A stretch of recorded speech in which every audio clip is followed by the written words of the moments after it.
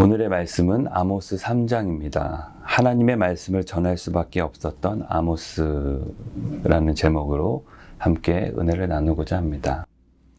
3장에서 아모스는 이스라엘 자손들을 향해 하나님의 말씀을 전할 수밖에 없는 이유를 전하고 있습니다. 그 첫 번째는 두 사람이 뜻이 다른데 어떻게 동행하겠는가? 그리고 사자가 움킨 것이 없는데 어떻게 숲풀에서 부르짖겠는가? 또한 세 번째는 젊은 사자가 잡은 것이 없는데 어찌 굴에서 소리를 내겠는가? 넷째는 덫을 땅에 놓지 않았는데 새가 어떻게 덫에 걸리겠는가? 다섯 번째는 잡힌 것이 없는데 덫이 어떻게 땅에서 튀겠는가? 여섯 번째, 성읍에서 나팔이 울리는데 백성이 어찌 두려워하지 않겠는가? 일곱 번째, 여호와의 행하심이 없는데 재앙이 어찌 성읍에 임하겠는가?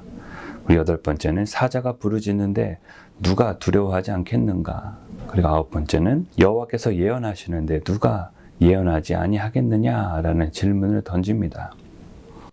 이러한 질문을 한 아모스의 한 가지 이유는 다른 것이 아닌 바로 하나님의 말씀이 자신에게 그 비밀을 보여주셨기 때문이라고 그는 7절에서 말합니다.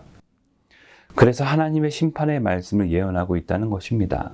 아스돗의 궁궐과 사마리아의 산에서 모여서 법과 질서가 완전히 파괴된 난장판 같은 요란함과 미처 세상에 대하여 부끄러운 삶을 살면서도 수치를 모르고 학대하며 살아가는 북이스라엘을 향해 무자비한 폭력을 일삼는 포악한 모습과 다른 사람의 생명과 재산을 강제로 겁탈을 하며 쌓아가며 살아가는 자들로 지적하고 있습니다. 결국 악한 자의 모습을 보응하시는 하나님이 11절에 내 힘을 쇠하게 하며 내 궁궐을 약탈하리라 라는 심판의 말씀을 전합니다.